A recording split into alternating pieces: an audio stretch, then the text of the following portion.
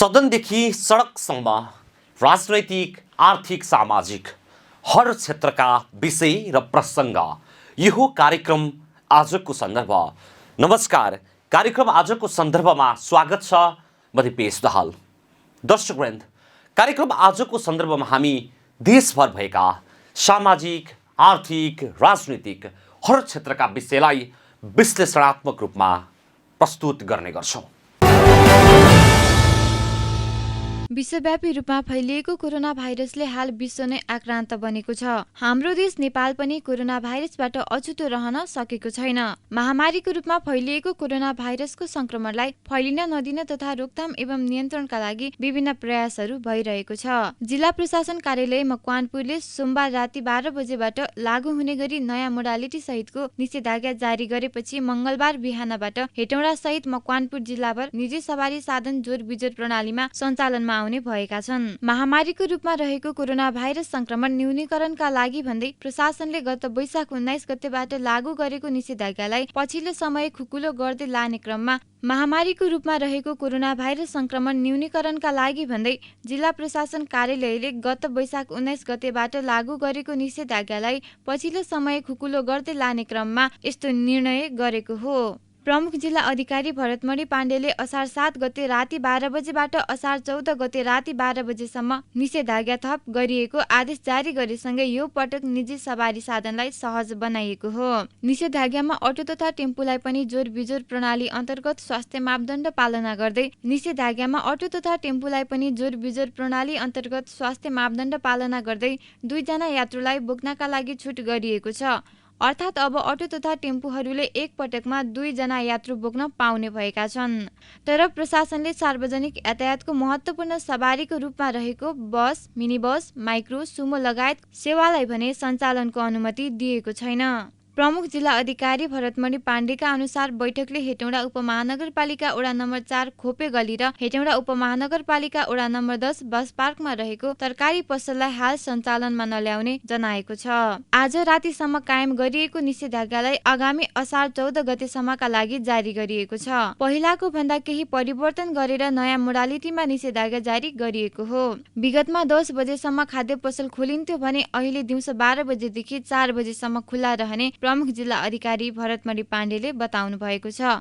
आज राति 12 बजेसम्म कायम भएको निषेधाज्ञालाई चाहिँ हामीले थप गरेका छौँ। आगामी असार 14 गते राति 12 बजेसम्मको लागि निषेधाज्ञा थप भएको छ। अहिले अलिकति हामीले मोडालिटीलाई चेन्ज गरेका छौँ। अब विगतमा चाहिँ खाद्यान्न पसलहरू खोल्न दिएको थियो बिहान 10 बजेसम्म भने अहिले केही गैर खाद्य पसलहरू विशेषतः पुस्तक पसल, मोबाइल, कम्प्युटर मर्मत गर्ने इलेक्ट्रोनिक्स पसलहरू, कपडा पसलहरू, भाँडा पसलहरू, मोटर पार्ट्सका पसलहरूलाई चाहिँ दिउँसो 12 बजेदेखि 4 बजेसम्मको लागि खोल्न दिएको छ। पसलको सन्दर्भमा भने यो सवारी साधनहरू चाहिँ निजी सवारी साधनहरू चाहिँ यो गतेको आधारमा जोड गतेको दिन जोड सवारी साधनहरू अथवा सवारी साधनको अन्तिम अक्षर जोड भएको सवारी साधनलाई दिएको छ भने बिजोड गतेको दिन चाहिँ बिजोड अङ्क भएका सवारी साधनलाई चाहिँ सञ्चालन गर्न दिएको छ। साथसाथै यो मयुरी टेम्पूहरूलाई पनि हामीले जोड बिजोड प्रणालीको आधारमा सञ्चालन गर्नको निम्ति अनुमति दिएको छ। त्यो विगतको भन्दा यो अहिलेको निषेधाज्ञामा अलिकति फरक आएको चाहिँ यही कुरा हो। अन्य कुराहरू चाहिँ अब सार्वजनिक सेवा प्रवाह चाहिँ 1/3 कर्मचारीबाट गर्ने, ब्याङ्क तथा वित्तीय संस्थाहरूलाई पनि 2 बजेसम्म 10 देखि 2 बजेसम्म सञ्चालन गर्नको लागि दिइने कुराहरू छ। त्यसै गरी यो होटेल लजहरू, त्यसै गरी यो सभा सम्मेलनहरू गर्न नपाउने, भिडभाडहरू गर्न नपाइने, मठ मन्दिरहरूमा नृत्य पूजा बाहेक अरू गर्न नपाइने कुराहरू, सिनेमा हल, सपिङ मलहरू खोल्न नपाउने कुराहरू चाहिँ अब विगतको जस्तै नै छ। जहाँ बढी व्यक्तिहरूको भिडभाड हुन्छ त्यो भिडभाड चाहिँ नियन्त्रण गर्नको निम्ति नै हामीले चाहिँ यो निषेधाज्ञाको मोडालिटीलाई त्यही अनुसार अगाडि बढाएका छौँ। गैर खाद्य पसलहरूको सन्दर्भमा चाहिँ बिहान यसरी दिउँसो 12 बजेदेखि 4 बजेसम्मको लागि दिएको छ। भने खाद्यान्न पसलहरू साबीको जस्ता नै हो, त्यो 10 बजेसम्म मात्रै खुल्छ। र अन्य यो अहिले थप गरिएकोमा एउटा यो रेस्टुरेन्ट, खाजा घर र मिठाई पसलहरूको पनि राखिएको छ। त्यसले चाहिँ सम्बन्धित व्यवसायीहरूले चाहिँ टेक अवे र होम डेलिभरीको व्यवस्थापन गर्ने, आफ्नो पसलमा नै ग्राहकहरूलाई राखेर खाना खुवाउन चाहिँ पाउनुहुन्न, उहाँले चाहिँ प्याकिङ गरेर चाहिँ बिक्री गर्न पाउनुहुन्छ।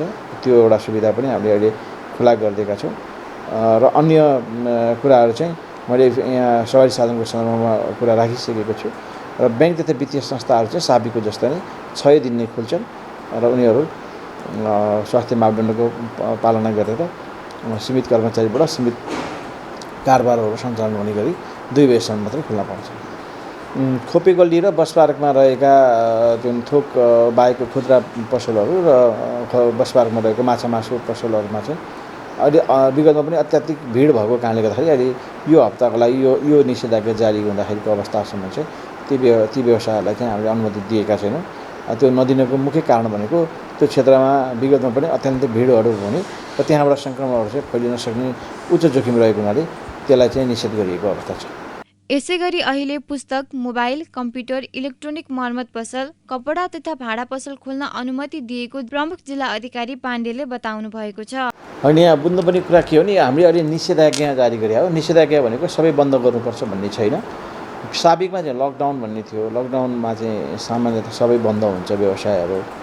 यो चाहिँ निषेधाज्ञा हो। निषेधाज्ञा भनेको जहाँ बढी भिडभाड हुनसक्छ अथवा बजारमा चहलपहल बढी बढ्न सक्छ र सङ्क्रमण चाहिँ फैलिन सक्छ, त्यस्ता खालका व्यापार व्यवसायहरूलाई चाहिँ निषेध गरिएको। त्यो हिसाबले निषेधाज्ञा भन्ने बित्तिकै सबै बन्द नै गर्नुपर्छ भन्ने होइन। हामीले केही सामान्य बनाउँदै, जनजीवनलाई सामान्य बनाउँदै पनि हामीले निषेधाज्ञाको परिधिलाई हामी चाहिँ फराकिलो बनाउँदै लैजान सक्छौँ। कुनै पर्टिकुलर व्यवसायलाई नै मात्रै पनि हामीले चाहिँ निषेध गर्न सक्छौँ। त्यस कारणले त्यो निषेधाज्ञा भनेको त्यो काम नगर्नु भनेर आदेश दिने हो। अब जस्तै उदाहरणको लागि मैले यहाँलाई पनि भनिसकेँ, अहिले हामीले सभा सम्मेलन गर्नलाई हामीले निषेध गरेका छौँ होइन। त्यसै गरी सिनेमा हलहरू सञ्चालन गर्न, पार्टी प्यालेसहरू सञ्चालन गर्नको निम्ति, मठ मन्दिरमा भिड गरेर सांस्कृतिक कामहरू अथवा चाहिँ धार्मिक क्रियाकलापहरू सञ्चालन गर्नको निम्ति त्यो निषेध गरिएको होइन। त्यसै गरी जहाँ बढी भिड हुन्छ त्यहाँ चाहिँ भोलि पनि फेरि हामीले निषेध गर्न सक्छौँ। अब अहिले जसरी हामीले केही ठाउँहरूलाई हामीले निषेध गरेका छौँ, त्यो हिसाबले निषेधाज्ञा भनेको चाहिँ फेरि के बुझिदिनु भएन भने कुनै व्यवसाय खुल्दैमा यो निषेधाज्ञा गएको हो चाहिँ होइन। निषेधाज्ञा लामो समयसम्म रहिरहन पनि सक्छ, तर त्यसलाई हामी अलिकति कुन मोडालिटीबाट जाने। अब भोलि सङ्क्रमणको दर बढ्दै गयो भने यसलाई अलिकति फेरि हामीले नियन्त्रित हिसाबले पनि लान सक्छौँ। यदि सङ्क्रमण दर चाहिँ घट्दै गयो भने हामी यसलाई खुकुलो बनाउँदै पनि लैजान सक्छौँ। त्यस हिसाबले अहिलेको अवस्थामा यो सङ्क्रमण दर चाहिँ क्रमशः घट्दै गइरहेको भन्ने हामीलाई तथ्याङ्क प्राप्त भएको हुनाले विज्ञहरूको सल्लाह अनुसार हामीले केही व्यवसायहरूलाई चाहिँ हामीले खुकुलो बनाएको अथवा त्यहाँ अनुमति दिन केही समयको लागि सञ्चालन गर्न अनुमति दिएको मात्रै हो, निषेधाज्ञा हटिएको चाहिँ होइन। त्यो हिसाबले आम जनताले अथवा जनमानसले के बुझिदिन जरुरी छ भने निषेधाज्ञा भनेको चाहिँ भित्र चाहिँ ठ्याक्कै सबै कुरा चाहिँ ठ्याप्पै हुन्छ भन्ने चाहिँ होइन। त्यहाँ व्यवसायहरू पनि सञ्चालन हुन्छ, तर तोकेको मापदण्ड परिपालन हुनु पऱ्यो। तोकेका आदेशहरू चाहिँ पालना हुने गरी उहाँले आफ्नो व्यवसाय सञ्चालन गर्न सक्नुहुन्छ। त्यो हिसाबले पनि अहिले हामीले सङ्क्रमण दर चाहिँ बिस्तारै घट्दै गइरहेको हुनाले व्यवसायहरू खोल्ने क्रम पनि हामी चरणबद्ध रूपमा हामीले खुलाउँदै गइरहेको अवस्था हो। यहाँले भने जस्तो कतिपय तोकेको भन्दा बाहिर व्यवसायहरू सञ्चालन भएको छ भने त्यसलाई चाहिँ सङ्क्रमण रोग सम्बन्धी एउटा अध्यादेश जारी भएको छ। त्यो अध्यादेश बमोजिम उहाँलाई हामीले कारबाही पनि गर्छौँ, गरि पनि राखेका छौँ। हाम्रो अनुगमन टोलीहरूले बजारको सूक्ष्म रूपमा अनुगमन पनि गरिरहेको छ। प्रहरी प्रशासनहरू बजारमा खटिनु पनि भएको छ। त्यो हिसाबले त्यस्तो खालको तोकेको समयमा भन्दा बाहिर अथवा तोकेको व्यवसायभन्दा अन्य व्यवसायहरू यदि सञ्चालन भएको चाहिँ पाइएमा यहाँले पनि सूचना दिनुभएमा हामीले त्यसलाई चाहिँ नियन्त्रणमा पनि लिन्छौँ। उहाँलाई प्रचलित कानुन विशेष गरी कोभिड सङ्क्रमणको सम्बन्धमा बनेको अध्यादेशले चाहिँ उहाँलाई कारबाही गर्छ। कारबाहीको दायराभित्र उहाँहरू आउनुहुनेछ, आइ पनि राख्नु भएको छ। हामीले दैनिक जसो गरेको कारबाहीको विवरणहरू यहाँको सञ्चार माध्यमबाट सार्वजनिक पनि गरिरहेका छौँ। हिजै पनि 9-10वटा व्यवसायहरूलाई हामीले कारबाही गरेका छौँ। अब कारबाही गर्नु चाहिँ नपरोस् भन्ने हाम्रो कामना हो, किनभने कारबाहीले नै समस्या समाधान हुने होइन। सचेत गराउने हो हामीले उहाँलाई प्रचार पनि गर्ने हो। निषेधाज्ञाको विषयमा आम जनतालाई हामीले जानकारी पनि गराएका छौँ। त्यति जानकार गर्दै हामीले अनुरोध गर्दै पनि उहाँले यदि व्यवसायहरू सञ्चालन गर्नुहुन्छ भने हरेक व्यवसाय हरेक व्यक्ति प्रचलित कानुनको परिधिभित्र आउँछन् नै। हामीले कारबाही गरिरहेका पनि छौँ र यसरी बारम्बार गर्दै जानुभयो भने त्योभन्दा पनि थप कडा कारबाहीहरू गर्छौँ। अब अहिले जारी भएका निषेधाज्ञामा पनि बजारको अनुगमन हामीले सूक्ष्म रूपमा गर्छौँ। हामीले हाम्रा टोलीहरू गठन गरेका छौँ। जिल्लाभरि नै अनुगमन गर्नुको निम्ति 4वटा टोलीहरू जिल्लामा गठन भएर उहाँहरू सक्रिय हुनु पनि भएको छ। उहाँले स्थलगत रूपमा अवलोकन पनि गर्नुभएको छ। कतिपयले नियन्त्रणमा पनि लिनुभएको छ त्यस्ता व्यवसायहरूलाई। त्यो हिसाबले पनि निषेधाज्ञाको अवधिभर हाम्रो निगरानी बढ्छ नै बजारमा। र त्यस्तो कतै चाहिँ तोकेका व्यवसायहरूभन्दा फरक व्यवसायहरू तोकेको समयभन्दा फरक समयमा सञ्चालन भएको पाइएमा नियन्त्रणमा लिएर उहाँलाई अध्यादेशमा उल्लेख भएका सजायहरू हुनेछ। होइन, अब यसो हेर्नुहोस्, नागरिकले त आफै पनि सचेत हुनु जरुरी छ। व्यक्तिकै स्वास्थ्यको लागि हो यो, आफ्नै स्वास्थ्यको लागि, अरूको लागि गरिदिने होइन। मास्क लगाउने भनेको यहाँको प्रशासनको लागि, प्रहरीको लागि, सरकारको लागि होइन, उहाँको आफ्नै सुरक्षाको लागि लगाउने हो। त्यो हिसाबले बाहिर निस्किँदाखेरि चाहिँ अनिवार्य रूपमा मास्कको प्रयोग गरौँ होइन। सामाजिक दूरी कायम गरेर बसौँ, हिँडौँ अथवा जम्मा हौँ। त्यसै गरी हात धुने बानीको बसालौँ। यो 3वटा चाहिँ विधि चाहिँ नियमित रूपमा गर्नुपर्ने हुन्छ, जसले गर्दाखेरि चाहिँ व्यक्ति चाहिँ अरूबाट सङ्क्रमित हुन सक्दैन। सामाजिक दूरी कायम हुने बित्तिकै कुनै व्यक्ति सङ्क्रमित व्यक्ति भेट भए तापनि उसले त्यो आफूमा सार्न सक्ने अवस्था रहेन र ऊ आफू सङ्क्रमित छ भने पनि उसले अरूलाई सार्न सक्ने अवस्था हुँदैन। त्यसले एक व्यक्तिबाट अर्को व्यक्तिमा सङ्क्रमण सर्दैन। त्यो हिसाबले पनि यो मास्कलाई हामीले अनिवार्य बनाएका छौँ। अहिलेको आदेशमा पनि हामीले 1 नम्बरको बुँदामा मास्क चाहिँ प्रयोगलाई अनिवार्य बनाइएको छ। यदि त्यसरी सार्वजनिक रूपमा कोही व्यक्ति चाहिँ मास्क बेगर हिँडेको छ भने त्यसलाई हाम्रो सुरक्षा निकायले नियन्त्रणमा लिएर स्थलगत रूपमा नै त्यसलाई चाहिँ जरिवाना लगाउन सक्ने व्यवस्था रहेको छ। त्यो हिसाबले त्यो जरिवाना हुनबाट बस्नको लागि भए तापनि उहाँहरूले चाहिँ मास्क लगाउनुहोस्, तपाईँले मास्क लगाउनुहोस् भनेर हामीले आग्रह गर्छौँ। र अब सचेतनाको कुरा छ, मास्क नलाइकन बाहिर हिँड्नुहुन्न र मास्क नै यो चाहिँ कोरोना भाइरस नियन्त्रणको एउटा महत्त्वपूर्ण एउटा चाहिँ उपाय हो भन्ने कुरा आम जनमानसलाई जानकारी छ, नभएको पनि होइन। किनभने यो हिजो आएको समस्या होइन। आज विगत 1-1.5 वर्षदेखि हामी यो भाइरसबाट चाहिँ हामी त्रासित छौँ, सङ्क्रमित भइरहेका छौँ। कतिपय परिवार सङ्क्रमित भएको छ, कतिपयलाई पीडा पनि परेको छ, हाम्रै आफन्तहरू हामी गुमाएका पनि छौँ। त्यो हिसाबले यो अहिले हिजो आएको विषयवस्तु नभएको कारणले यो विषयमा सबै मान्छे हामी जानकारै छौँ। यति हुँदाहुँदै पनि यदि उहाँले मास्क लाउनुहुन्न भने चाहिँ उहाँ कानुनको दायराभित्र आउन बाध्य हुनुहुन्छ। हाम्रो सुरक्षा निकायले उहाँलाई नियन्त्रण पनि लिन्छ र मास्क लगाउनको लागि नलगाए बापत चाहिँ तोकेको चाहिँ जरिवाना उहाँले चाहिँ स्थलगत रूपमै काट्नु हुनेछ। त्यो हिसाबले यसलाई हामी मुख्य रूपमा चाहिँ यो मास्क प्रयोगलाई चाहिँ हामीले अनिवार्य नै बनाएर अलिकति बढी निगरानी पनि हामी राख्छौँ। सार्वजनिक सेवा प्रवाहमा 1/3 कर्मचारी, बैंक, वित्तीय संस्थाहरू 2 बजेसम्म सञ्चालन हुन पाउने, साथै होटेल, लज, पूजापाठ गर्ने मन्दिर, सपिङ महल र भिडभाड हुने गरी विवाह गर्न नपाइने भएको छ।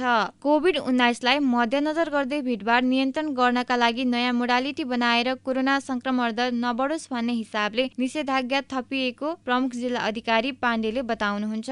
साथै भिडभाड गरेर सांस्कृतिक कार्यक्रम नगर्न पनि प्रमुख जिल्ला अधिकारी पाण्डेले आग्रह गर्नुभएको छ। अहिले बिहान 12 बजेदेखि 2 बजेसम्म तोकिएका पसलहरू मात्र चल्ने भनेर निषेधाज्ञा हुँदाको समयमा सबैजसो पसलहरू खुल्ने, जसले गर्दा सवारीका साधनहरूको भिडभाड बढ्नेछ। झनै भोलिदेखिबाट खुकुलो बनाउँदा निषेधाज्ञा गर्नुको कुनै अर्थ नभएको भन्दै आक्रोशित छन् हेटौडावासी। अब अहिले जुन मोडालिटी राखेर निषेधाज्ञा थप गरिएको छ, यसैसँग सम्बन्धित रहेर हामीले यहाँका एकजना किराना व्यवसायीसँग कुराकानी गरेका छौँ, जो यहाँका स्थानीय बासिन्दा पनि हुनुहुन्छ। उहाँका अनुसार नयाँ मोडालिटी राखेर थप गरिएको निषेधाज्ञा एक हिसाबले ठिकै रहेको र अर्को हिसाबमा त्यति उपयुक्त नभएको स्थानीय गोपाल सुवेदीले बताउनुहुन्छ। उहाँका अनुसार एकैचोटि ह्वात्तै निषेधाज्ञा खुकुलो गर्दा भिडभाड भई कोरोना जोखिम झनै उच्च हुने, जसले गर्दा कम हुँदै गएको कोरोना संक्रमण संक्रमण दर पुनः बढ्न सक्ने बताउनुहुन्छ। अब यो नयाँ मोडालिटी भनेको अब पहिला जस्तो अब वात्तै छोडिदिन पनि भएन। अब त्यत्रो कोरोनाले चाहिँ कयौँ मान्छे मरे, कयौँ चाहिँ त्यस्तो बिजयात्रा भयो। अब एकैचोटि वात्तै छोडिदिँदाखेरि फेरि त्यस्तै भएका आउला। त्यो हुनाले गर्दाखेरि अब आफू सचेत बन्नु पर्यो। अब बजारमा हिँड्ने मान्छे नि सचेत बन्नु पर्यो, पसलवालाहरू पनि सचेत बन्नु पर्यो। सचेत गरेर के अरे व्यापार गर्नु पर्यो। व्यापार गर्नेहरूले मास्क लाउनु पर्यो, के अरे 3 मिटरको दूरी कायम राख्नु पर्यो। र बिहान के अरे 5 बजेबाट 10 बजेसम्म किराना दोकान खोल्नेमा त्यो ठिक छ। र 12 बजेदेखि 5 बजेसम्ममा अरू दोकान खोल्नमा त्यो पनि ठिकै छ। भिड हुँदैन, मान्छेहरू त्यति चलपल हुँदैन। त्यो हुनाले गर्दाखेरिमा यो नयाँ मोडालिटी राखेको एकदम मलाई चाहिँ सही लाग्छ। होइन, हामीलाई त राम्रै हो जस्तो लाग्छ। किनभने मान्छे मर्नुभन्दा त बरु बोलाउन निको नि। आज 2 दिन भनौँ 1 महिना दोकान नखोलेर के भयो, अब 2-4 दिन नखोलेर के हुन्छ। अब 15 दिन लकडाउन, अब अझै 15 दिन थप्दाखेरि पनि हुन्छ मेरो लागि त। मान्छे मर्नुभन्दा बरु बोलाउन निको नि। बरु 2-4 दिन पछि नै खोलाउँला, 2-4 दिन पछि नै व्यापार गरे हुन्छ। इन्ताका त व्यापार गर्न पाइएन भनेदेखि अहिले फेरि वात्तै खोलेर फेरि कोरोना ख्वात्तै निम्ट्याएर चाहिँ मान्छेलाई चाहिँ भयावह गर्नुभन्दा त बरु भर्खर निम्टोलमा गइरहेछ, बन्द हुँदै गइरहेछ, कोरोना घट्दै गइरहेछ।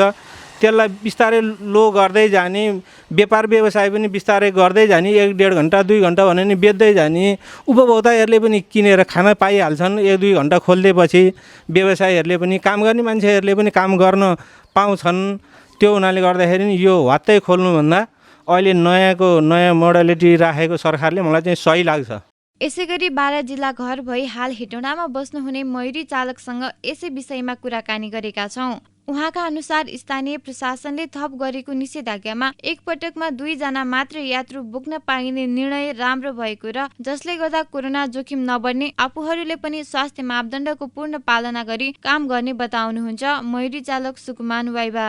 होइन, यस्तोको लागि यो चाहिँ अब आफ्नै लागि हो। अब एक हिसाबले अब हामी अब यो मयूर चलाउनु चाहिँ जे होस् अलि त नराम्रै हो, तर यो आफ्नै लागि हो। अब ठिकै हो, जस्तो अब यो आफ्नै लागि हो, यो एकदम राम्रो हो फेरि यसको लागि। यो चाहिँ अब अहिलेसम्म चाहिँ अब हामीले चाहिँ अब त्यही हो, अब सेनिटाइजर लाउने, अब पटक अब हात धुने, त्यही हो।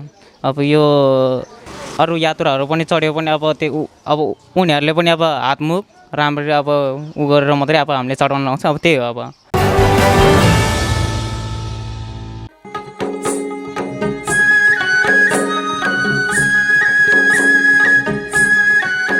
देशको अर्थतन्त्रको मेरुदण्डको रूपमा रहेको कृषि विकासको अपरिहार्यतालाई अङ्गीकार गर्दै कृषिको उन्नत प्रविधिको प्रचार प्रसार मार्फत कृषिको उत्पादन र उत्पादकत्वमा वृद्धि गरी कृषकको जीवनस्तर उठाउने उद्देश्यले कृषि ज्ञान केन्द्र चितवनको स्थापना भएको हो। साबिक जिल्ला कृषि विकास कार्यालयको रूपमा सेवा प्रदान गर्दै आएको कृषि ज्ञान केन्द्र चितवनले विक्रम सम्वत 2075 सालबाट भूमि व्यवस्था, कृषि तथा सहकारी मन्त्रालय, बागमती प्रदेश अन्तर्गतको कृषि विकास निर्देशनालय अन्तर्गत रही कृषि ज्ञान केन्द्रको नाममा सेवा प्रदान गर्दै आएको छ। अब यो किसानको दृष्टिकोणले यो कृषि सम्बन्धी विषयगत क्षेत्र लिड गर्ने प्रदेश सरकारको निकाय हो, यसरी बुझौँ। अहिले हामी यो हाम्रो राजनीतिक पुनर्संरचनापछि तिनै तहका सरकारहरूमा यो कृषि सम्बन्धी अधिकारहरू गएको छ र आफ्नो अधिकार क्षेत्र मध्येमा हामी चाहिँ प्रदेश सरकारको कृषि विकास कार्यक्रम सञ्चालन गर्ने प्रदेश सरकारको निकाय हौँ र विगतमा हामी जिल्ला कृषि विकास कार्यालय भनेर रहने गर्थ्यो। अहिले नयाँ यो राज्य पुनर्संरचनासँगै कतिपय ठाउँहरूमा एकभन्दा बढी जिल्लाहरूमा पनि सेवा पुर्याउने गरी कृषि ज्ञान केन्द्रहरूको स्थापना भएको छ। यहाँलाई भनौँ कृषि ज्ञान केन्द्र चितवनले चितवन जिल्ला र मकवानपुर जिल्लामा सेवा पुर्याउने काम गर्दछ र प्रदेश सरकारको कृषि सम्बन्धी निकाय आधिकारिक निकाय जसले जिल्लामा कृषि विकास कार्यक्रम सञ्चालन गर्नको लागि आफैले सञ्चालन गर्ने वा कार्यक्रम कार्यान्वयनमा अन्य तहका सरकारहरूलाई कार्यान्वयनमा समन्वय र सहजीकरण गर्ने काम गर्छ। कृषि विकास सम्बन्धी योजना तर्जुमा, विभिन्न रोग किराहरूको व्यवस्थापन, स्थान विशेषको हावापानी सुहाउँदो प्रविधि र जातहरू सम्बन्धमा कृषकहरूलाई जानकारी लगायत माटोको अवस्था, रोग किरा पहिचान, रासायनिक र प्राङ्गारिक मल र बिउको गुणस्तर परीक्षण लगायतका प्राविधिक र प्रयोगशाला सेवा समेत उपलब्ध गराउनका लागि स्थानीय तहमा रहेको कृषि विकास शाखाहरू पर्याप्त हुँदैनन्। त्यस्ता शाखाहरूलाई आवश्यक प्राविधिक पृष्ठपोषण उपलब्ध गराउनुका साथै अन्तर स्थानीय निकायहरू समेतलाई समेट्ने गरी बजार संरचनाहरू निर्माण परियोजनाहरू सञ्चालनका लागि कृषि ज्ञान केन्द्रको भूमिका महत्त्वपूर्ण रहेको छ। कृषि ज्ञान केन्द्र कृषि सम्बन्धी विषयगत क्षेत्र नेतृत्व गर्ने प्रदेश सरकारको निकाय हो। प्रदेश सरकारले सञ्चालन गरेका कृषि कार्यक्रमहरूमा अन्य तहका सरकारलाई सहजीकरण र समन्वय गर्ने उद्देश्यले कृषि ज्ञान केन्द्र चितवनको स्थापना भएको हो। यो चाहिँ संविधानले नै दिएको अधिकार अनुसार कुरा गऱ्यौँ भने पनि प्राथमिक तहको कृषि प्रसारका कार्यक्रमहरू भनेको सञ्चालन गर्ने स्थानीय तहले हो। स्थानीय तहमा कृषि क्षेत्रका काम गर्ने प्राविधिक जर्नलिस्ट एक्सटेन्सन का कार्यकर्ताहरू हुन्छन्, जसको क्षमता विकास गर्नु चाहिँ यो कार्यालयको पूर्व शर्त हो। प्राथमिक तहको कृषि क्षेत्रमा तालिम सञ्चालन गर्ने र कृषि क्षेत्रमा काम गर्ने जो कोही व्यक्तिलाई क्षमता विकासका लागि तालिम सञ्चालन गर्ने, न्यूनतम प्रयोगशाला सेवा स्थापना र स्रोत विकास तालिमको कार्यक्रम सञ्चालन गर्ने गरेको छ कृषि ज्ञान केन्द्र चितवनले। प्रदेश सरकारले कृषि विकास कार्यक्रम गर्ने र केन्द्र सरकारले उपलब्ध गराएको सशर्त अनुदान कार्यक्रम सञ्चालन गर्ने, प्राविधिक सेवा अन्तर्गत विशिष्टकृत विज्ञहरूसँगको बाली नालीहरूको परामर्श सेवा दिने, कृषि क्षेत्रमा जोडिएका बिउ, मल, विषादी आदिको नियामक निकायको रूपमा कृषि ज्ञान केन्द्र चितवनले काम गर्दछ। कृषि ज्ञान केन्द्रमा विषयगत शाखाहरू रहन्छन्, जसमा सब्जेक्ट म्याटर स्पेसलिस्ट भन्छ, विषय विशेषज्ञहरूको शाखाले सम्बन्धित आफ्नो कमान्ड क्षेत्रभित्रका काम गर्ने कृषि प्राविधिकहरूको क्षमता विकासमा हामीले सेवा टेवा पुर्याउने हो। दोस्रो हाम्रो भूमिका भनेको उहाँहरूको क्षमता विकासको लागि आवश्यक पर्ने तालिम कार्यक्रम, प्रदर्शन कार्यक्रमहरू सञ्चालन गर्ने र एउटा न्यूनतम प्रयोगशाला सेवा स्थापना तथा स्रोत केन्द्र विकासको कार्यक्रमहरू गर्छौँ। तेस्रो हाम्रो भूमिका प्रदेश सरकारको कृषि विकासका कार्यक्रमहरू हामी सञ्चालन गर्छौँ र चौथो हाम्रो भूमिका भनेको केन्द्र सरकारले हामीलाई उपलब्ध गराएको जुन एउटा सशर्त अनुदान हुन्छ, सशर्त अनुदान अन्तर्गतका कृषि विकासका कार्यक्रमहरू गर्छौँ भने पाँचौँ भनेको हामी सेवा टेवा प्राविधिक सेवाको हिसाबले हामीसँग रहेका विशिष्टीकृत जुन एउटा विषयविज्ञहरू रहनुहुन्छ, विषयविज्ञहरू मार्फत त्यो सम्बन्धित बाली नालीको परामर्श सेवा हामी दिने गर्दछौँ भने हाम्रो अन्तिम छैटौँ तथा अन्तिम भनेको चाहिँ यो कृषि क्षेत्रमा जोडिएका विभिन्न नियमनका कामहरू, जस्तो हामी चाहिँ बिउ, मल, विषादी यिनीहरूको नियमनको सवालमा हामी एउटा नियामक निकायको रूपमा हामी काम गर्छौँ। सामुदायिक खेती प्रदेश सरकारको महत्त्वपूर्ण एजेन्डा हो। सोही सम्बन्धी कार्य गर्दै जमिन चक्लाबन्दीमा परिणत गर्ने र कृषि आधुनिकीकरणका लागि कृषि यान्त्रिकरणको प्रवर्धनका साथै व्यवस्थित रूपमा उत्पादन र बजारीकरण गर्ने, ग्रामीण क्षेत्रबाट आय आर्जनका लागि कृषि पर्यटनका सामूहिक खेती गर्ने लगायतका कार्यक्रमहरू कृषि ज्ञान केन्द्रले सञ्चालन गर्दै आएको छ। साथै एक प्रदेश एक निर्वाचन क्षेत्र एक नमुना फार्म स्थापना गर्दै किसानलाई उत्प्रेरणा प्रदान गरी नर्सरी विकास र ल्याबोरेटरी सञ्चालन गर्ने लगायतका सेवा सुविधा यस कृषि ज्ञान केन्द्रले दिँदै आएको छ। समुदायलाई एउटा जमिन चक्लाबन्दीमा आबद्ध गर्दै त्यहाँ चाहिँ कृषि क्षेत्रको आधुनिकीकरणको लागि कृषि यान्त्रिकरण प्रवर्धन र सँगै जोडिएका उत्पादनलाई चाहिँ व्यवस्थित रूपमा त्यसको उत्पादन बजारीकरण गर्दै अझ ग्रामीण स्तरबाटै आय आर्जन सिर्जना गर्नको लागि कृषि पर्यटनका कार्यक्रमहरू समेत जोडेर हामीले सामूहिक खेतीलाई एउटा प्रदेश सरकारको महत्त्वपूर्ण कार्यक्रमको रूपमा अगाडि सारेका छौँ। दोस्रो, हामीले एक प्रदेश निर्वाचन क्षेत्र एक नमुना फार्म भनेर यो चाहिँ एउटा फार्मले एउटा नमुना फार्म स्थापना गर्दै त्यो नमुना फार्मले यो त्यसको पेरिफेरीमा सराउन्डिङमा रहने किसानहरूलाई एउटा प्रेरणाको स्रोत त्यो सम्बन्धी खेती गर्नको लागि र आफैमा एउटा स्रोत केन्द्रको रूपमा विकास गर्ने गरी र ती स्रोत केन्द्रहरूले एउटा सामाजिक उत्तरदायित्व समेत वहन गर्दै प्रदेश सरकारको जुन कृषिको उत्पादकत्व वृद्धि गर्ने एउटा लक्ष्य छ त्यसलाई सघाउने गरी हामीले नमुना फार्म विकासका कार्यक्रमहरू गरेका छौँ। तेस्रो हाम्रो महत्त्वपूर्ण कार्यक्रम भनेको यहाँको चाहिँ स्थानीय स्रोत केन्द्र विकासको लागि नर्सरी विकासका कार्यक्रमहरू अनि त्यसपछि विभिन्न किसिमका ल्याबोरेटरी सर्भिसका कुराहरू हामीले सञ्चालन गरेका छौँ। यसका अलावा हामी चाहिँ यो विभिन्न बाली वस्तु राष्ट्रिय तथा स्थानीय महत्त्वका बालीहरूमा बृहत उत्पादनका कामहरू पकेट ब्लकका कार्यक्रमहरू हामी सञ्चालन गर्ने गर्दछौँ। मैले अगाडि भनिसकेँ यी बाहेक हाम्रा प्राविधिक परामर्श सेवाटेवा र नियमनका कार्यक्रमहरू नियमित रूपमा चल्छन्। कृषि ज्ञान केन्द्र चितवनले विभिन्न बालीका परामर्श सेवा, बिउ बिजन तालिम तथा प्रमाणपत्र वितरण, अनुगमन, बिउ बिजन नवीकरण, प्रधानमन्त्री कृषि आधुनिकीकरण परियोजना अन्तर्गत कमान्ड क्षेत्रभित्रका प्राविधिक सेवा टेवा पुर्याउने, कृषि सम्बन्धी अनुदान कार्यक्रमका बारेमा जानकारी गराउने, सुपर जोन, जोन, ब्लक र पकेट क्षेत्र सञ्चालन समिति दर्ता गर्ने आदि जस्ता सेवा सुविधा कृषि ज्ञान केन्द्रले पुर्याउँदै आएको छ। हामीले किसानले के सेवा पाउनुहुन्छ, के प्रक्रिया गर्दा पाउनुहुन्छ भन्ने सवालमा हामीले नागरिक बडापत्र पनि जारी गरेका छौँ र हाम्रो आधिकारिक वेबसाइटमा पनि त्यो किसानले पाउने सेवाको विषयमा यहाँहरूले सूची हेर्न देख्न सकिन्छ। र अधिकांश कृषि विकासका कार्यक्रमहरूमा हामीले चाहिँ अझ भनौँ प्रदेश सरकारको सोच चाहिँ किसानहरूको बिचमा प्रतिस्पर्धा गराएर होइन कि सामान्य निवेदनको भरमा हाम्रो उपलब्ध साधन स्रोतलाई यो चाहिँ लेखाइमा भन्दा पनि स्थलगत रूपमा स्थलगत प्रमाणीकरणलाई चाहिँ मूल त्यसको हाम्रो चाहिँ महत्त्वपूर्ण टुल्स मानेर त्यहाँबाट चाहिँ सेवा प्रवाह गर्नको लागि हामी त्यसरी नै तल्लिन्छौँ। निर्यातमुखी कृषि उत्पादन प्रणालीलाई विविधीकरण र व्यवसायीकरण गरी प्रतिस्पर्धात्मक एवं मर्यादित कृषि प्रणालीमा रूपान्तरण गरी कृषि विकासका माध्यमबाट कृषकहरूको जीवन सुधार ल्याउने उद्देश्यले स्थापना भएको कृषि ज्ञान केन्द्रले मकवानपुर र चितवन कार्यक्षेत्र बनाएर काम गर्दै आएको छ। हाम्रो कार्यक्षेत्र चितवन र मकवानपुर जिल्ला हो। हामी दुईवटा जिल्लामा मात्रै हेर्छौँ। तर यति भनिकन विगतमा हाम्रो एउटा ठुलो संरचना प्रत्येक जिल्लामा करिब 44-45 जना हामी चाहिँ स्टाफहरू रहन्थ्यौँ र दुईटा अलग अलग जिल्लामा त्यो अनुसारको हाम्रो जनशक्ति पनि थियो। अहिले हामी जनशक्तिमा पनि खुम्चिएका छौँ र हाम्रो सेवा प्रवाह गर्ने क्षेत्र पनि बढेको छ।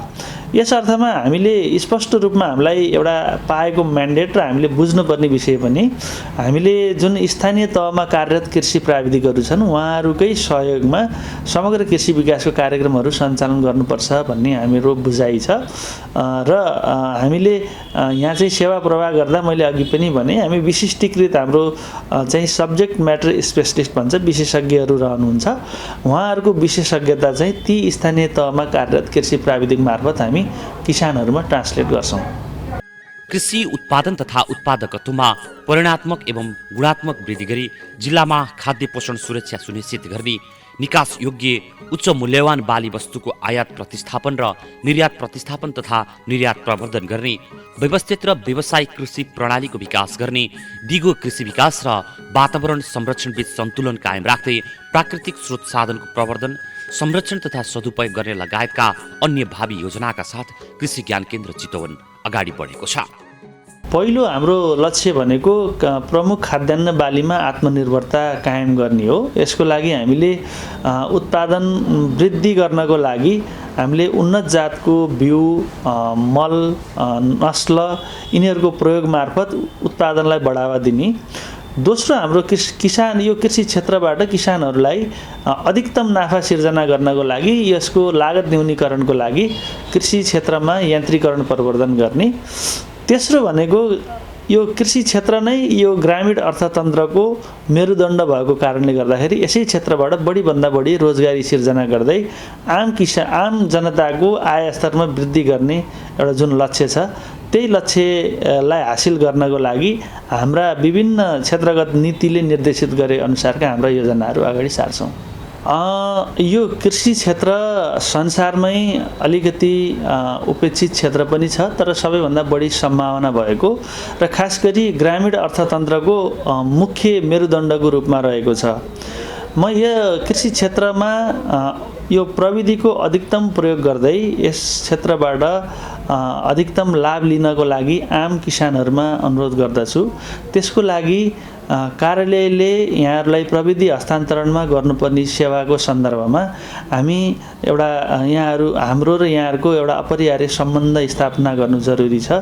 कार्यालयको सेवाहरूमा चाहिँ चासो देखाइदिनु हुन मेरो विनम्र अनुरोध छ र त्यससँगै यो कृषि क्षेत्रमा पर्याप्त मात्रामा लगानी वृद्धि गर्दै यसबाट अधिकतम लाभ लिनको लागि चाहिँ आम किसानहरूले जस्तो कि यो कृषि ज्ञान केन्द्रलाई नै एउटा चाहिँ महत्त्वपूर्ण प्रस्थान बिन्दु मानेर विभिन्न किसिमका सेवाहरू लिन चाहिँ म विशेष अनुरोध गर्दछु।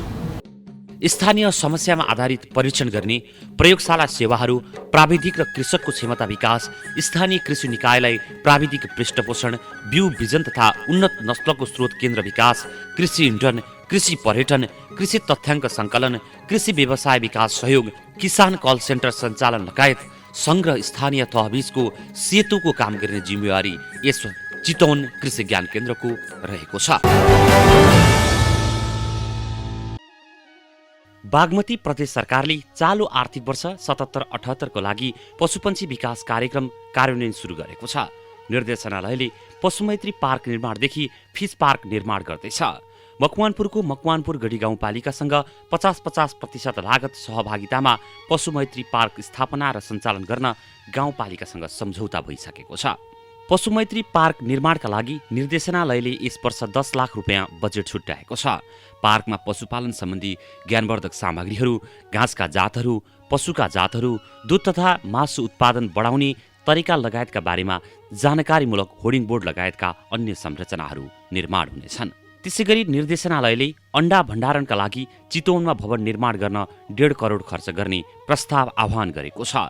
अण्डा उत्पादक सङ्घको सहकार्यमा 50-50% लागत सहभागितामा 3 करोड रुपियाँ लागतमा भवन निर्माण पनि गर्दैछ। केन्द्रीय दुग्ध उत्पादक सहकारी सङ्घ 50% लागत साझेदारीमा मकवानपुरमा दुग्ध प्रशोधन कारखाना स्थापना पनि हुँदैछ। यसका लागि निर्देशनालयले 75 लाख रुपियाँ खर्चनेछ भने सहकारीले 75 लाख रुपियाँ बेहोर्नेछ। मत्स्य पालनको प्रवर्धन र विकासका लागि भन्दै प्रदेशले काठमाडौँमा फिस पार्क निर्माण तथा सञ्चालन पनि गर्दैछ। फिस पार्कका लागि प्रदेशले 25 लाख रुपियाँ बजेट छुट्याएको छ भने साझेदारले 25 लाख रुपियाँ खर्च गर्नुपर्नेछ। प्रदेश निर्देशनालयले मत्स्यपालक कृषकलाई निर्देशनालय मार्फत विद्युत महसुलमा 50% अनुदान दिने काम यसअघि नै अघि बढाइसकेको छ।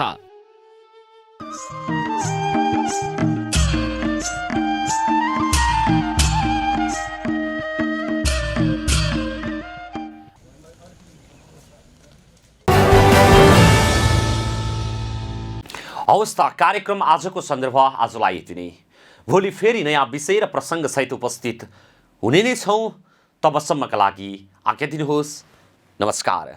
तपाईँ पनि हेर्दै गर्नुहोला बागमती प्रदेशको राजधानी हेटौडाबाट सञ्चालित पहिलो satellite television national gold television.